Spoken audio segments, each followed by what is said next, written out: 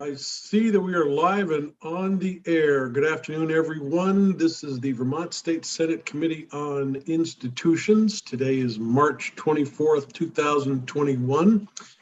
I am your host for this afternoon's events, Joe Benning, chair of the committee from Caledonia County District. I see we also have Senator Ingalls from Essex Orleans, Senator Mazza from Grand Isle, Senator Parent from Franklin, and Senator McCormick from Windsor. We are having a conversation that gives this committee its first taste of the capital bill as it has been acted upon by our counterparts in the House. I will say, for the benefit of our sole witness this afternoon, Catherine Benham from JFO, welcome. But for your benefit, just so you know, I remind every witness who appears before us that we have a potential audience in a live YouTube setting, some of whom may be completely unfamiliar with what this committee does or what it is you are about to present on. So I beg every witness to start with a ground view level of who you are and how this discussion fits into the business of what we do. And as you are already aware, Catherine, 3 of the members of this committee are brand new to the committee, although one of them was on it a long time ago. And we have one brand new legislator with us. So we are all sort of learning for the first time what's going on. His name is Mazza, the brand new one. Right. We also welcome and indulge not just subtle humor, but blatant humor. It's always welcomed, especially late in the afternoon, where we just love to laugh. And speaking of laughing, I understand that you're now presenting us with something that the House has actually accomplished. I can't say anything more than that because I'll get myself in trouble. But we do understand we're touching first base with respect to the document that you're about to present to us. And again, we'd like to start literally from scratch as to what the columns mean and what it is you're trying to describe for us. So welcome, and I'll turn it over to you for that. Certainly. My name is Catherine Benham. I'm with the Joint Fiscal Office. We do the numbers for the legislature, and Osterman is an attorney in Legislative Council who does the words for the capital bill. So you will see where we work very much as a team through this process. Before I pull up the spreadsheet, 2 things. One is you all should be receiving a copy in the mail, but it got yesterday and went out this morning's mail, so it will be arriving. I don't know how long the mail takes. And you are talking U.S. mail there as opposed to U.S. mail. Yep. Yes, the U.S. mail. So it's a hard paper copy. It is also posted, and I'm about to share it. One other thing before I start sharing is this represents the House institutions proposal. It is Senator Mazza asked a great question. Has it passed out of House Appropriations? And they took testimony. I don't actually know if they have voted on the bill yet. I'm anticipating that it will be on the House floor at the end of this week, come to you next week. But I just want to, I don't know if there will be amendments or not on the House floor. So just please remember that this is the House Institutions Committee, and it may be slightly different when you see it, but maybe not. So I appreciate that clarification, Catherine. Let me just pause for a moment. It may just be my reception, but I'm receiving you in kind of a choppy format. I don't know if anybody else is suffering from that as well. All right. Not sure if there's anything you can do to help. Well, I can why don't I shut off my video? I'm going to shut that off, and is that any better? Yes. Yes. Okay, I'll leave off my video, and let's see what happens when I share my screen. Can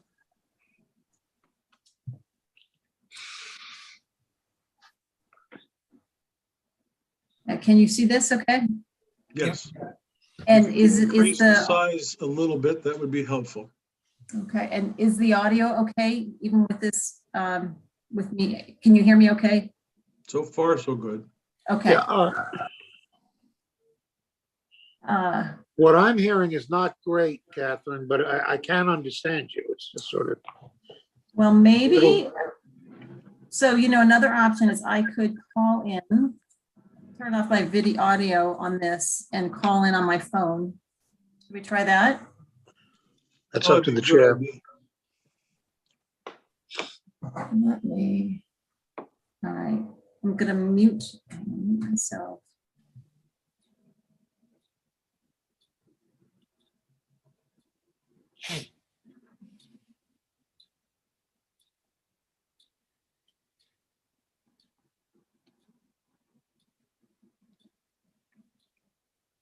Ah, the wonders of modern technology.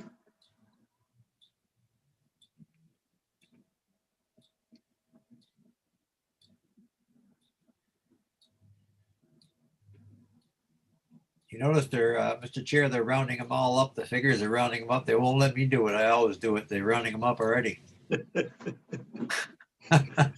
Your version of rounding is to go in the opposite direction. Yeah, I know. I've been doing it for years. And they're finally, they're catching on now. They're not gonna let me do it. You know? You have to be careful though, because all of a sudden itemized lines disappear. Yeah, yeah. They call Senator Maz's grounding, not a rounding. That's right. Every year I pick up $500,000 by pushing them back a little bit. Yeah. Catherine, I see a telephone on my screen. Is that you? Yes, it is. If you can You're let gonna me- have to mute your other audio because we're getting feedback. How is this? Can you hear me Much okay? better. Yes, thank you. Okay. All right. Let us start on this. So this is the spreadsheet for the capital bill. It, if I might remind you, this makes it very easy to look at. What's really important is what's written in the bill. So when you go through the bill, that's what becomes law. But this is a summary of the numbers as an easy way for you all to review it. And I'll walk through the format, and then we can walk through. Well, let's just do one walkthrough of just the overall picture of the spreadsheet, and then we can walk through the individual numbers. So column A is just a line number column as a way to, so it's easy to talk about what row number, what topic you're talking about. So it's an easy way to just refer to it. Column B are the section numbers that are in the bill. And as you'll notice, there's 2 section numbers because this is a 2-year capital bill. So usually the first section number refers to the first year, and the second one refers to the second. And we'll get to some that are a little different later on. Going over to the column C, so this particular section is about the Agency of Administration, Buildings and General Services, and it has a description of each line item that receives an appropriation. Columns D, E, and F represent the governor's recommend. So, for example, in major maintenance from the governor, he proposed $7,098,000 in FY22, $7,347,000 in FY23 for a total of $14.4 million. You will see that the House and actually, thanks to your chair, we've been doing this for a few years where we color code the changes in red for the House, and we'll color code them in green for the Senate. But you will see that this one is red. So this one is different than the governor. This is what the House institutions recommended.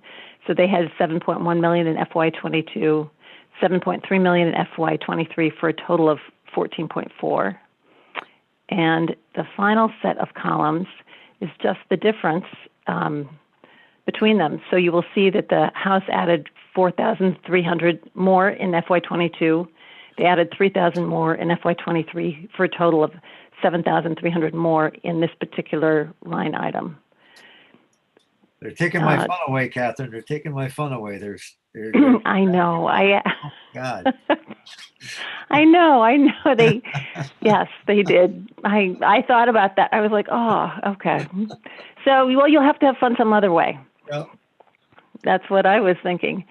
So, Catherine, before you continue on, can I just ask a couple questions? Sure. First off, this begins with section 2, and I was Yes. noticing the change between what we had been handed initially and what we now have in front of us. That's one typical example. What is going on that we have made changes and placed some items in different areas? Okay, I'm sorry. Ask me that question again. So Sure. you're talking about the section. You're talking about the section numbers or the order of things. Is that what you're talking about? The order of things to start. We have starting on this page with section 2. So Yeah, so- section 1 is gone. That's question number one. Question number two, you said that it was color coded thanks to the chair, which frankly was one of the more brilliant things I've ever done in the Senate. But I don't see this as color coded other than there being a blue highlight across the entire top. Can you see where my cursor is circling around the 7.1 million Yes, in the house? that's not highlighted in any way on my screen. Okay, so thank you for telling me that. It is highlighted on my screen, and when you receive your paper copy, it will be highlighted in red. So it must be how the transfer is working for the, because it's certainly showing up as red in mine, and I don't know. It may be, if you wanted to pull up, I believe Denise has posted it. And let me just go look at it. And it should show up color-coded there also. We got the pink there. We got the pink and the white. What else you need? I do too. If I stare at it long enough, I see almost a shade behind that 7,000,002. So, I wonder if your monitor has a feature. We can see ours pretty clear. Mm-hmm. If you pull it up on, maybe if you, Chair Benning, if you pulled it up on out of the committee page, you might be able to see it better. And that's I'm just going off the same document that I sent her, but it's in PDF. But you might. I wonder. I don't know if it's your monitor or the transference through Zoom. I'm pulling it up on a separate device, so you can keep going. Okay, so it is a good question about the section numbers, and you're correct when they sent the spreadsheet that they said they started with section 1, but actually section 1, when you get the written words, is the legislative intent language. So the numbers always start in section 2.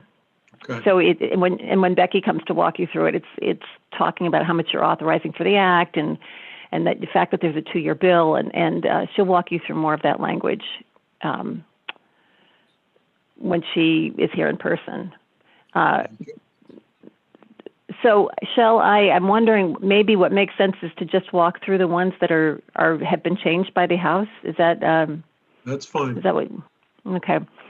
So the major maintenance is the first place. And one other thing, actually, I should mention is that the governor's spreadsheet was sent to you in a certain order, and we have rearranged them to be in the more traditional order. So, for example, on the governor's spreadsheet, the engineering architectural cost was the very first line.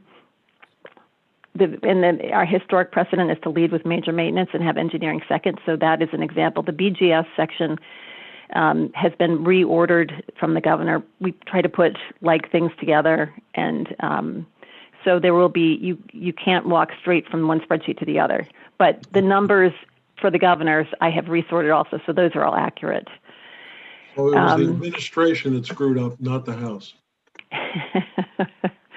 We won't say screwed up. We'll just say they may not have been aware of the precedent of how things are traditionally done. So they may do it differently next year. Okay. After major maintenance, the first change is on line 7, the Burlington, the 108 Cherry Street parking garage. And if I might just notice, there's only one section number on this particular item because it only has an appropriation in 1 year. The governor had proposed $3,093,000 and nothing in FY23, and the House rounded that to $3.1 million even. No wonder it takes them 3 months. They take $3,000, $2,000, and I bet they went through every detail to come up with $2,000 or $3,000. Oh my God.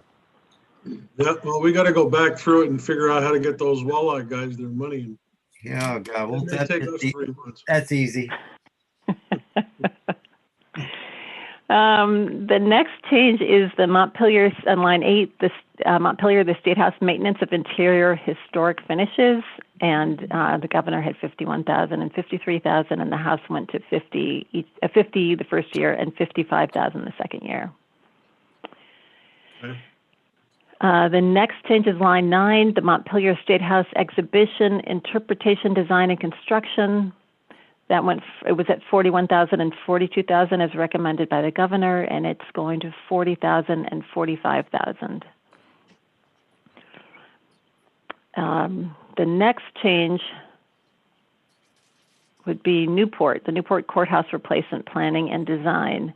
The governor had 507,000 and 525,000, and they went to 500,000 and 520. They left the 525 the same. The next change is the Springfield. This is the correctional facility door control. The governor had 2.1 million and 700,000, and the House institutions put all of the money, the whole 2.8, in FY22. So you might want to hear some testimony about what the thinking was from BGS, and I believe they will say that they can do the work in 1 year, but you should hear from them. The Waterbury, this is the Waterbury State Office Complex, the historic core roof replacement. So this is the old part of the buildings. The House institutions rounded the numbers to 1 million and 3.2 million. And then the White River Junction Courthouse, the renovation, which is just, I don't think it, actually, now that I look at this, I might need to check those because it should just have one year section. I must have mistyped that. Instead of the 1.521, they've gone to a flat 1.5 million. And the next change in this is, these are all in FY23 only. The Rutland multimodal garage renovation was rounded down to 600,000 from 609,000. The statewide 3-acre parcel stormwater planning, design, and implementation, that went from 609,000 to 600,000. And the statewide correctional facilities, the door control system replacements, 671,000 to 670,000. And once again, if I remind you, these are all in the second year of your budget, so you will have time to revisit these numbers before these are spent. And if I'm just going to go to the right to give you an idea. So the House Institutions Committee ended up spending 659,000 more in the first year, 681,000 less in the second year, for a total decrease overall of 21,700 for BGS in the whole section. So there's money moving back and forth and some ups and downs. Are there any questions about the BGS section? Okay. Actually, the agency before you continue, I have this nightmare of me personally having to appear before appropriations and answer questions about each of these items. Am I safe in assuming that you and BGS will be available during that conversation? They're always there. Yes, we will be there. I will say to you, though, Eric Philcorn has been present at almost, I think, all of the House institutions. I was not present for all of the discussions in the House Institutions Committee. So I will do my best and have the information, but I think he actually was present for more than I was. But we will be there when you go to Senate Appropriations. Thank you. Mm-hmm. The Agency of Human Services, there was no change in the numbers. This was a topic of big discussion, and I'm sure it will likely be a topic of discussion for you all also. I think the House Healthcare Committee had some suggestions, and as I understand it, some were related to this, the physically secure recovery residence, which is Woodside, talking about building buildings there, and was ongoing discussion, and it's just a topic of conversation that you may hear more about. And that might be one thing to look at. I don't know if there will be amendments or not on the floor, but I know there were different thoughts about that particular line item. Okay. The next change, is in the Commerce and Community Development. The Underwater Preserves annual appropriation, they went up 35,000 from 25,000 in the first year. They also put in some language that the Adirondack cannot be reefed and or cannot be sunk. And I think I'm going to let Becky walk you through the specifics of that language, but that will be something you will want to hear about. There was no change in the building communities grants, no change in the Agency of Education emergency aid for school construction. The UVM, there was a change. So the governor had $1 million and $1 million in the 2 years, and the House institutions went to $1.5 million each year for a total of $3 million over the 2 years. On the Vermont State Colleges, there was no change in the major maintenance line, which is $2 million a year, but they added in a line item for the Vermont State College System Infrastructure Transformation Planning, and that is for the second year. They put that money into knowing that there will be further discussion about it, so they have they wanted to acknowledge that it is something to examine next year, but they didn't want to put in more. That number is likely to change next year. I think it was, they just wanted a placeholder for that item. Or for Caledonia County. Yeah, gotta have it. All right, I will go on to the Agency of Natural Resources. The first change is a new addition, which the Contaminants of Emerging Concern Special Fund. They added in $500,000, and I believe the governor had this on a spreadsheet but hadn't funded it, and so there's been some discussion about the PFAs. PFAs, is that what? And the water contamination, and you may want to hear about that particular item more. We actually just did hear about that. I was not aware at the time that the House had introduced $500,000 to put towards it, but c'est la vie.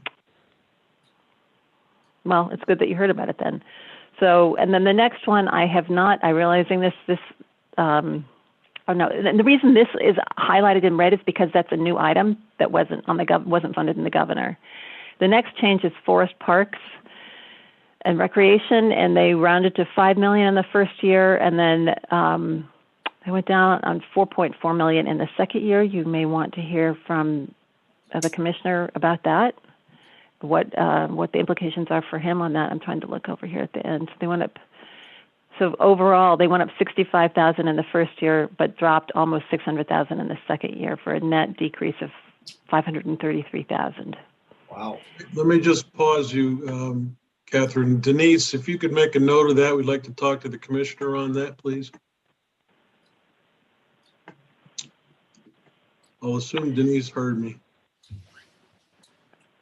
Okay, and I will, the next change is on the 3-acre stormwater rule compliance, and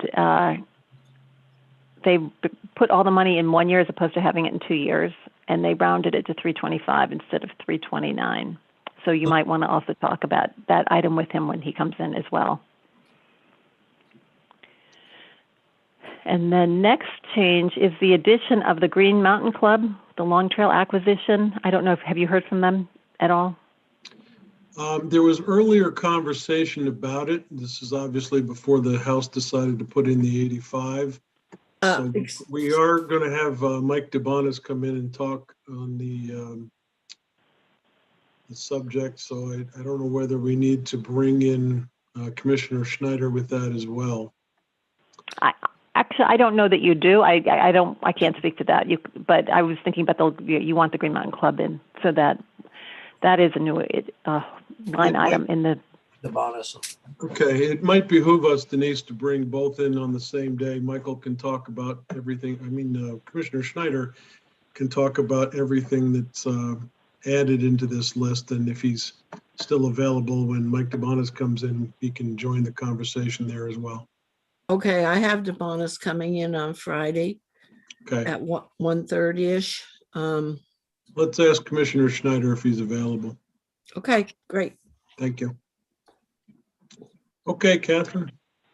Okay, so the clean water, there was no change in the clean water, and if I might remind your committee that the governor allocated the funds for the first year, but in the second year, it just sits in a pot waiting for a recommendation from the Clean Water Fund Board. So that is why there is this allocation. So the assumption is that there will be $11 million spent in the second year, but it's not yet been allocated to specific line items. And you will receive a recommendation from the Clean Water Board and from the governor, and then you all can decide if you choose to follow it. There's no change in the military.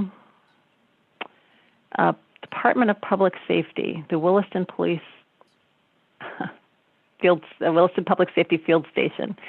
They rounded that to the 5.62 million. There goes that extra money to Chittenden County again. Yeah, another $1,000. God, that's quite a bit of 5 million, you know. So, I hate to ask this question, but why, where did they get that small figure from that they decided? I know, they just gotta take my rounding off away, that's all. No. Oh, well. Well, I'm sure Senator Mazza will find something else. There's no way they can find $1,000 out of $6 million. Yeah, the project's been studied for like 10 years. Why they suddenly decided to chip in some extra money. $10, yeah. Okay, sorry, Catherine, you don't need to comment. You'll probably get in trouble. That's why, Thank Joe. you. That's why it takes them 3 months, Joe, to put the bill out. Yeah, that's right. How can we screw that Senate committee now? The next section is the Agency of Ag, which is the Eastern States Exposition, the building, major maintenance. There is no change there.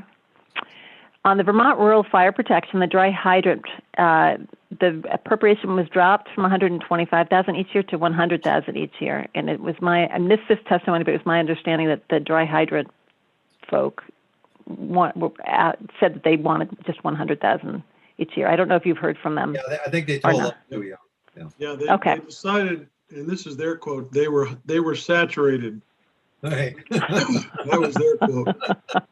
That's actually pretty good. They were overflowing with money. The Department of Labor, there was no change. Vermont Housing and Conservation Board, there's no change. And I might also just remind you all that the Vermont Housing and Conservation Board has a line item here, but they also have a section in the clean water. In a prior section, they're also receiving appropriation in there related to clean water. The Agency of Digital Services has no change. And the total for spending is the governor had 68 million in the first year, 58 million in the second, and the House has 70 million in the first year and 57 million in the second. Pretty close. And yeah, it's very close. And they did have a little bit more money than the governor did. So I'll walk you through those differences. So if you remember, the reallocations are funds from projects that no longer need those funds, whether they completed it under cost or the project didn't move forward. Could be any one of those things. And so the governor had a selection of them, and on the first two, they had just flipped the number. So the difference there is no difference. It's just that they had the wrong number with the wrong debt ID. So that is not that's a wash. The House left in the Windsor renovation cost for relocation. This is all related to the Windsor facility, and they also, when Becky comes to walk you through the language, you'll want to walk through. They have a work study. They have a study group reviewing what to do with the Windsor facility. Then the first difference from the governor is this money from the Justice Reinvestment 2, which was appropriated last year, and it was a $250,000 appropriation, but every project has the bonding cost removed from it. So there's now $249,841 left, and that has been reallocated. The next three line items are the Tech Center. It went to the Department of Labor, and they were Tech Center equipment grant programs.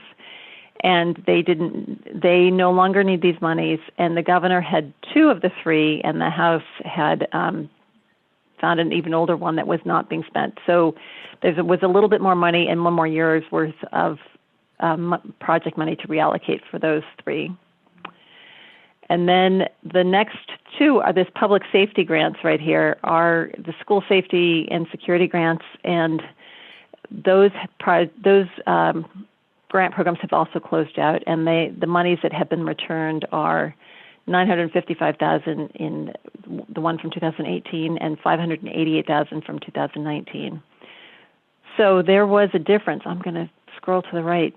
the House Institutions Committee had an additional $1 million over the governor in terms of projects that it was able to fund. And usually there's some increase, but I don't know that it's always this much. It does make one wonder if there's anybody in government that has a general idea of how much money is floating out there that hasn't been spent yet.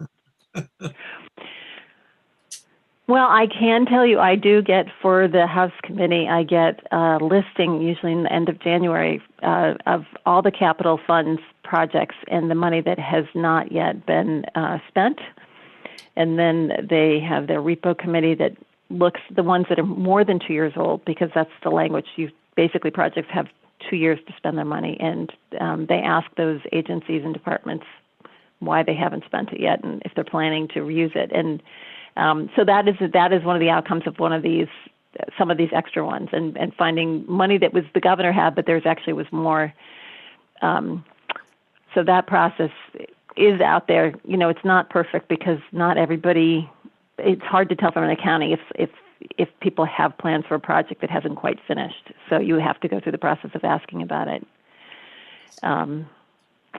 But it was interesting, some of these older monies, finding them. It's useful to get them, I think, cleaned up and used in a more useful way. So going down the capital borrowing, the same as the governor, 123.18 million. That's what the Capital Debt Affordability Advisory Committee recommended. And so when you take that 123 million in bonding and you add in the 4 million of reallocations, you end up with 127 million, 378,694 to spend over 2 years.